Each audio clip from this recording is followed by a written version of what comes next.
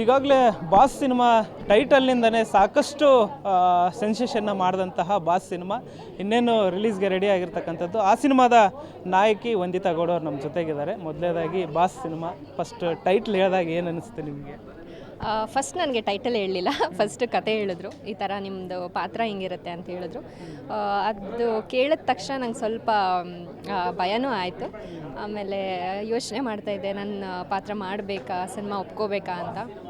ತುಂಬ ಟೈಮ್ ತೊಗೊಂಡೆ ಅದಕ್ಕೆ. ನಾನು ಒಂದು ವಾರದಿಂದ 10 ದಿನ ತೊಗೊಂಡಿದ್ದೀನಿ ಟೈಮ್. ಅದಾದಮೇಲೆ ನನಗೆ ತುಂಬ ಚಾಲೆಂಜಿಂಗ್ ಆಗಿದ್ದರಿಂದ ನಾನು ಈ ಪಾತ್ರನ ಸೆಲೆಕ್ಟ್ ಮಾಡೋದಕ್ಕೆ ಆಯಿತು. ಏನು ನಿಮ್ಮ ಪಾತ್ರದ ಹೆಸರು ಇದರಲ್ಲಿ? ಪಾತ್ರದ ಹೆಸರು ಶೀಲಾ ಅಂತ, ಫ್ಯಾಷನ್ ಮಾಡೆಲ್ ಆಗಿರ್ತಾರೆ ಅಷ್ಟೇ.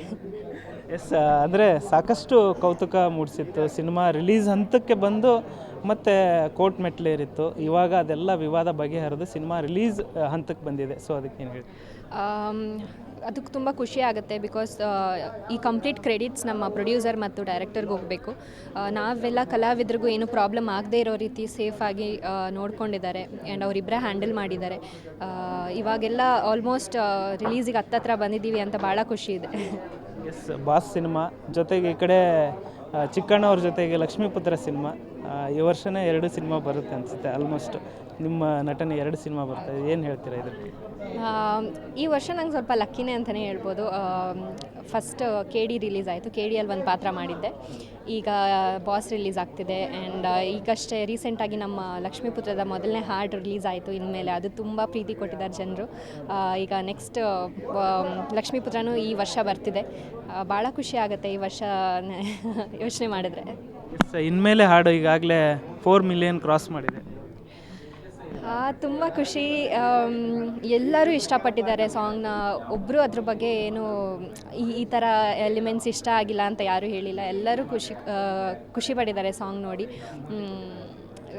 ನನ್ನ ಮೊದಲನೇ ಹಾಡು ಬೇರೆ ಇದು, ಹೀರೋಯಿನ್ ಆಗಿ. ಅದು ನನಗೆ ತುಂಬ ಸ್ಪೆಷಲ್ಲೇನೆ. ಎಸ್, ಫಸ್ಟ್ ಸಿನಿಮಾ ಅದೊಂದು ಸಾಂಗ್ ಆಯಿತು. ಈ ಕಡೆ ಬಾಸು ಈ ರೀತಿ ಆದಂಥ ಸದ್ದು ಮಾಡ್ತು.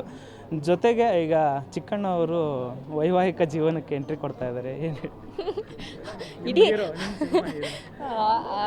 ಹೌದು, ನಮ್ಮ ಹೀರೋನಕ್ಕಿಂತ ಹೆಚ್ಚಾಗಿ ಒಂದು ಒಳ್ಳೆ ಫ್ರೆಂಡ್ ಅವ್ರು ನನಗೆ.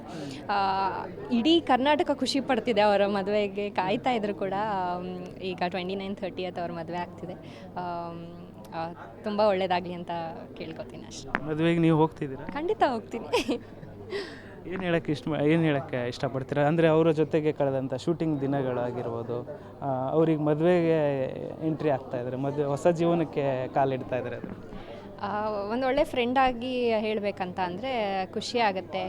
ಇವಾಗ ಅವ್ರದ್ದು ಡಿಫ್ರೆಂಟ್ ಜರ್ನಿನೇ ಸ್ಟಾರ್ಟ್ ಆಗುತ್ತೆ.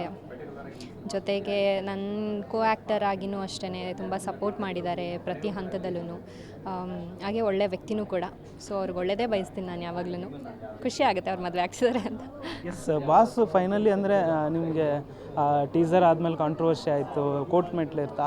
ಆ ಸಂದರ್ಭದಲ್ಲಿ ನಾನು ಫಸ್ಟ್ ಹೀರೋಯಿನ್ ಆಗಿ ಇದ್ದಂಥ ಸಿನಿಮಾ ಅಥವಾ ಈ ರೀತಿಯಾದಂಥ ಸಿನಿಮಾಗಳು ರಿಲೀಸಿಗೆ ಫಸ್ಟ್ ಬಂದಿರತಕ್ಕಂಥದ್ದು ಹೀರೋಯಿನ್ ಆಗಿ. ಇಂಥ ಸಂದರ್ಭದಲ್ಲಿ ನಿಮಗೆ ಏನು ಅನ್ನಿಸ್ತಂತ?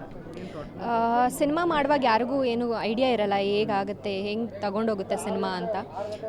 ಈಗ ಇದೆಲ್ಲ ಕೇಸ್ ಎಲ್ಲ ನೋಡ್ತಿದ್ದಾಗ ಸ್ವಲ್ಪ ಬೇಜಾರಾಯಿತು. ಯಾಕಂದರೆ ಸಿನಿಮಾ ತಂಡ ತುಂಬ ಕಷ್ಟಪಟ್ಟಿದ್ದಾರೆ.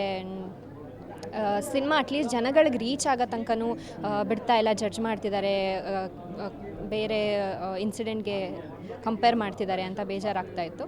ಬಟ್ ಹೋಪ್ಫುಲಿ ಇವಾಗ ಕೊನೆ ಹಂತದಲ್ಲಿದ್ದೀವಿ. ಸೊ ಪ್ರೇ ಮಾಡ್ಕೊತೀನಿ ದೇವ್ರ ಹತ್ರ ಅಷ್ಟೇ, ಎಲ್ಲ ಒಳ್ಳೆಯದಾಗಲಿ, ಎಲ್ಲ ಪ್ರೀತಿ ಕೊಡಲಿ ಅಂತ. ಓಕೆ, ನಿಮ್ಗೆ ಇಂಡಸ್ಟ್ರಿಗೆ ಬರೋಕ್ಕೆ ಸ್ಫೂರ್ತಿ ಅಂತ ಒಬ್ಬರು ಹೀರೋ ಇರ್ತಾರಲ್ಲ, ಯಾರು ನಿಮಗಿಷ್ಟ? ಸ್ಫೂರ್ತಿ ಅಂತ ಅಂದರೆ ನಾನು ತುಂಬ ಅಡ್ಮೈರ್ ಮಾಡೋದು ಅಪ್ಪು ಸರ್ ಮತ್ತು ಯಶ್ ಸರ್ ಅಂದರೆ ನಂಗೆ ತುಂಬ ಇಷ್ಟ. ಅವರ ಜರ್ನಿ, ಅವರ ವ್ಯಕ್ತಿತ್ವ ಇದು ತುಂಬ ಇನ್ಸ್ಪೈರ್ ಆಗುತ್ತೆ ನನಗೆ.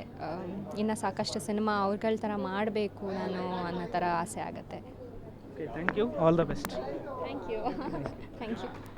ಇದಿಷ್ಟು ವಂದಿತಾ ಗೌಡ ಅವರ ಮಾತಾಗಿತ್ತು. ಕ್ಯಾಮ್ರಾ ಪರ್ಸನ್ ಶ್ರೀನಿವಾಸ್ ಜೊತೆ ಧನು ಎಲ್ಗಚ್, ನ್ಯೂಸ್ ಬೆಂಗಳೂರು.